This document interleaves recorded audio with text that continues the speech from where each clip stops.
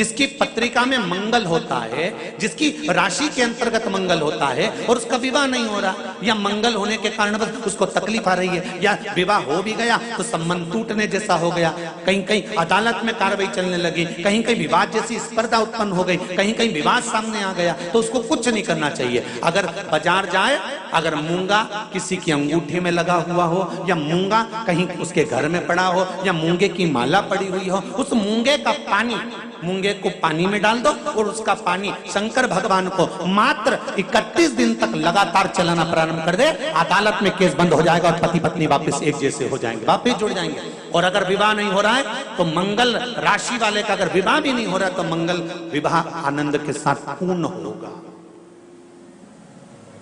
ज्यादा भटकना, बस 31 दिन तक मूंगे का पानी, जो मूंगा आप लोग अंगूठी में पहनते हो, हाथ में पहनते हो, माला पहनते हो, उसी मूंगे को पानी में डालकर उसका जल शंकर को चढ़ाना प्रारंभ कर दो।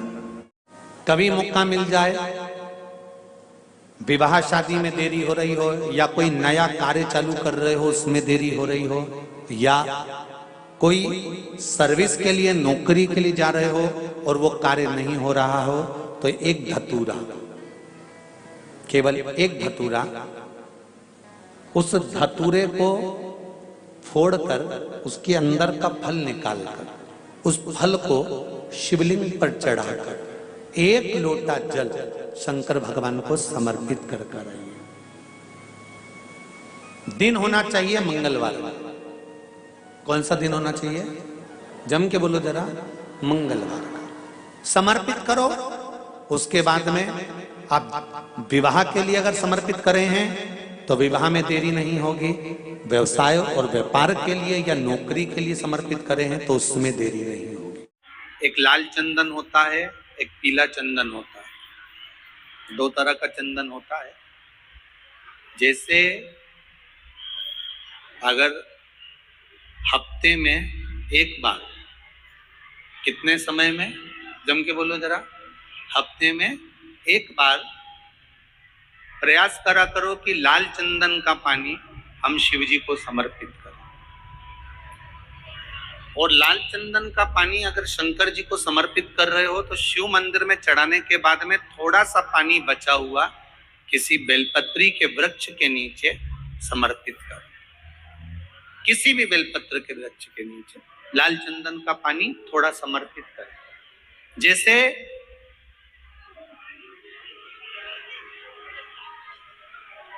अगर बच्चों का विवाह नहीं होता है, शादी नहीं होती है, तो अपन लोग क्या करते हैं कि भाई एक बेलपत्री का जो पत्ता होता है, उस पत्ते के बीच वाली जो पत्ती होती है, उस पत्ती पर अपन केसर को घिसकर, केसर को घोलकर उस पत्ती पर अपन केसर का तिलक लगा देते हैं। और केसर का तिलक लगाकर जिसका विवाह नहीं होता, उसकी ये बीच वाली उंगली पर, ये बीच वाली पत्ती को अंगूठे से टच कर कर उसको रख देते हैं। उसका नाम और गोत्र बोलकर उस पत्ती को शंकर भगवान पर किसी भी प्रदोष के दिन शिव जी को समर्पित कर देते हैं। बस इतना याद रखें कि इस पत्ती का जो मुख है वो जलाधारी की ओर होना चाहिए। जब हम चढ़ाएं उस समय केसर का तिलक लगाकर अंगूठे से उसको टच कर कर नाम गोत्र बोलकर, जिसका विवाह नहीं हो रहा है, शादी नहीं हो रही है, शिव जी को उसे चढ़ा दो किसी भी प्रदोष। और किसी भी शिव मंदिर में आप उसको समर्पित कर सकते। किसी भी प्रदोष को किसी भी शिव मंदिर में आप समर्पित कर दीजिए। बाबा से निवेदन करिएगा, बाबा स्वीकार करेगा और विश्वास है कि 3 महीने में बाबा उसका विवाह पक्का कर ही देगा। ये पक्का है। शिव स्मरण करिए। जिन बच्चियों की शादी नहीं होती हो, वो लाल चंदन, लाल फूल की पंखड़ियां 11 अशोक सुंदरी के नाम से शंकर जी का शिवलिंग जहाँ रखा रहता है, अशोक सुंदरी का जो स्थान है, उस स्थान पर अगर चढ़ाती है नारी सोमवार की अष्टमी के दिन, उस बच्ची का विवाह, उस बच्चे का विवाह तुरंत 3 महीने के अंदर पक्का हो जाता है। ऐसा अशोक सुंदरी का प्रमाण है। दीप की जो बाती में अंतर आ जाता है, एक गोल बाती में और लंबी बाती में अंतर आता है, बहुत अंतर आता है। पितरों के लिए गोल बाती का प्रयोग बहुत कम होता है महाराज। देवी जी के लिए, माता रानी के लिए, जगत जननी के लिए गोल बाती का प्रयोग बहुत कम होता है महाराज। ध्यान रखिएगा, एक पितर के लिए, एक जगत जननी जगदम्बा दुर्गा भवानी के लिए गोल बाती का प्रयोग कम होता है, लंबी बाती का प्रयोग ज्यादा। क्यों? क्योंकि हमारे घर के कुल देवी और हमारे घर के पितर हमारे वंश की वृद्धि करें, इसलिए लंबी बाती रखी जाती है, जिससे हमारा वंश बहुत लंबा चले, बहुत उन्नति की ओर बढ़े, इसलिए लंबी बाती का प्रयोग किया। आप यदि कोई कार्य के लिए निकल रहे हो,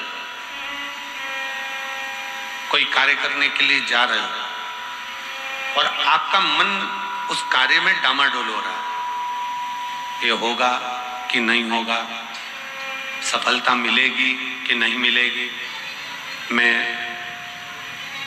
कोर्ट में जा रहा हूं या पैसे पर जा रहा हूं या कोई जमीन का लफड़ा है या कोई प्रॉब्लम है, इसमें सफलता मिलेगी कि नहीं मिलेगी। जब आपके दो मन, और ऐसा तो संसार में कोई जन्मा ही नहीं जिसके दो मन ना हो। घर से कथा सुनने निकलते हो तो दो मन हो जाते हैं, आज पीली साड़ी पहन के जाऊं कि नीली पहन कर जाऊं, दो मन जब भी हो जाते हैं। भोजन करने बैठते हो तो भी दो मन हो जाते हैं, दाल खाऊं कि गोभी की सब्जी से पहला टुकड़ा खाऊं। रोटी का पहला टुकड़ा जब तोड़ने का नंबर आता है तो सोच में आता है कि इससे खाऊं कि इससे खाऊं कि इससे खाऊं, दो मन तो वहां पर भी। किसी के यहाँ शादी में गए, किसी के यहाँ शादी में पहुंचे और शादी में पहुंचकर वहां बहुत सारे स्टॉल लगे हैं, खाने की बहुत सारी व्यवस्था करी गई है, फिर दो मन हो जाते हैं कि मैं पहले चाउमीन खाऊं कि पानी पतासा खाऊं, गोलगप्पा खाऊं कि छम्मक लड्डू खाऊं कि मैं जलेबी खाऊं कि क्या प्रसाद। मन दो हर जगह।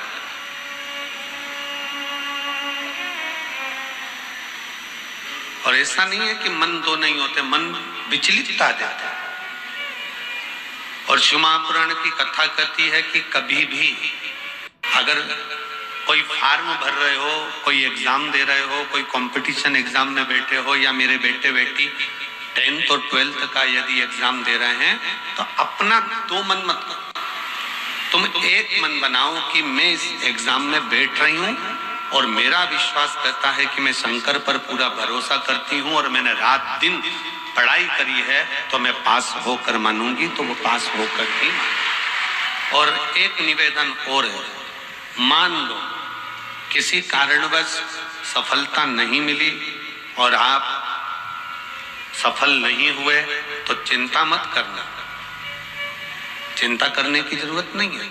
जिस समय पर तुम्हारा दो मन हो रहा हो, तुम्हें लग रहा हो कि मैं निकलूंगा कि नहीं निकलूंगा, तुम्हें लग रहा है कि ये एग्जाम में क्लियर कर पाऊंगा कि नहीं कर पाऊंगा, मैं पहुंचूंगा कि नहीं पहुंचूंगा, तो यही तीन स्थान,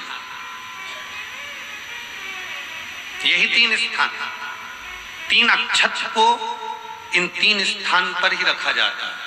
जो तीन स्थान अभी आपको बताए हैं, एक माता पार्वती जी का गोल स्थान हस्तकमल स्थान, दूसरा जहां से पानी बहकर नीचे की ओर जा रहा है उसी विराम स्थल पर, और तीसरा शंकर भगवान के शिवलिंग पर। ये तीन स्थान तीन अक्षत से पूर्ति कर देते हैं। बेलपत्री के पेड़ के नीचे, बेलपत्री के वृक्ष की दो थोड़ी सी बाहर निकली हुई छाल को देख लो, बेलपत्री के वृक्ष की छाल।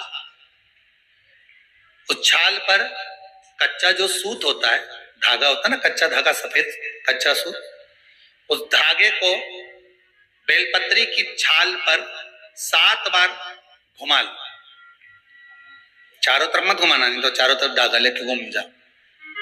बेलपत्री का जो वृक्ष होता है, उस वृक्ष की छाल पर 7 बार घुमा लीजिए। बेलपत्री की छाल पर उसको घुमा लीजिए 7 बार घुमाकर, जब वो जनेऊ की तरह हो जाएगा ना, उसको उतार लीजिए।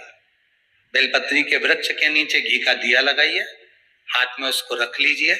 जिस व्यक्ति को तुमने धन दिया और वो उलझ गया, नहीं दे रहा, पैसा पहुंचा नहीं रहा है, उस छाल पर जो धागा आपने लपेटा है, श्री शिवाय नमस्तुभ्यम का स्मरण कर कर बेलपत्री के पेड़ के नीचे कुंदकेश्वर महादेव का नाम लेकर उस धागे को शंकर भगवान को छुआकर महाराज माता पार्वती के चरणों में ले जाकर छोड़ दीजिए। अब विनती कर कर छोड़ दो और निवेदन कर दो, माँ मेरी इतना धन है, इतना पैसा है, विश्वास कर कर मैंने उसको दिया था, वो नहीं दे रहा, माँ से निवेदन करो। फिर कहेंगे संसार वालों के सामने जाकर रोगे तो दुनिया के लोग हंसी उड़ाएंगे। आप किसी से कह दो मेरा 5 लाख रुपए वो लेकर भाग गया, दिया काय को, हमसे पूछा था, हमने कहा था। दुनिया के लोगों के सामने जाकर कहोगे तो हंसी उड़ाएंगे, अच्छा है लेकर भाग गया, अच्छा है डूब गया। हमें किसी के सामने नहीं रहा। द्रौपदी के 5 पुत्र जब मारे गए तो द्रौपदी किसी के सामने जाकर नहीं रोई। द्रौपदी अगर रोई तो परमात्मा के चरणों में जाकर रोई। एक बात अपने जीवन में उतार कर रखना, कभी जिंदगी में अगर कभी ऐसा योग लगे, कभी तुम्हारे जीवन में कभी ऐसा लगे, कभी मौका लगे अपने जीवन में और तुम्हें लगे कि मेरे जीवन में दुख समाप्त ही नहीं हो रहा, मेरे दुख जा ही नहीं रहा, तो 5 बेलपत्र,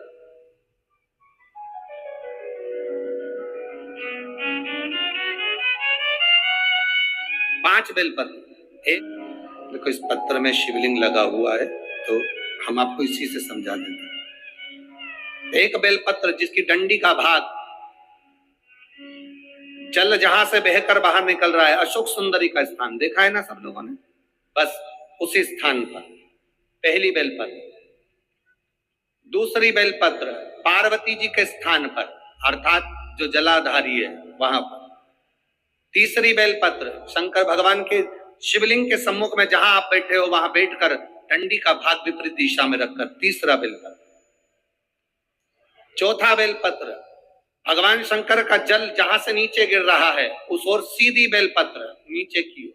और 5वीं बेलपत्र शंकर भगवान के अशोक सुंदरी के स्थान को छुआकर नंदी के पास रखकर, जो घड़े में जल है अर्थात मट्टी के पात्र में जो तुम जल लेकर गई हो उस पात्र के जल से शंकर का अभिषेक कर देना, शिव को वो जल समर्पित कर देना। जिंदगी में कैसा भी दुख हो कटता ही है, वो दुख रह नहीं सकता, ये निश्चित था। एक बहुत सुंदर सा प्रसंग है, जरा ध्यान दीजिएगा। कई लोग कहते हैं हमारा गुस्सा कंट्रोल में नहीं आता, हम बहुत गुस्सा आता है गुरुजी। कोई कहता है मेरी बहू को गुस्सा आता है, कोई कहती है मुझे गुस्सा आता है, कोई कहता है मेरे बेटे को आता है, कोई कहता है मेरे बच्चे को आता है। गुस्सा कंट्रोल नहीं होता, अब शब्द निकल जाता है, ताने निकल जाते हैं, आड़े टेढ़ा निकल जाता है, आप शब्दों पर अपशब्द निकल जाते हैं। बाद में पछतावा भी होता है, बाद में दुख भी होता है, बाद में मन में सोचने में आता है कि ये क्यों हो गया। तो कुछ दिन मूंगे का पानी, अगर मूंगा नहीं हो तो केवल जल का पात्र, उसमें केवल एक हरी मूंग डालकर शिव जी को वो जल चढ़ाना प्रारंभ कर दो। 15 दिन 20 दिन प्रतिदिन शंकर को जल चढ़ाना प्रारंभ तो करो। क्रोध कितना भी तेज आ रहा होगा संयम में आना प्रारंभ हो जाएगा और मुख से अपशब्द निकलना बंद हो जाएगा।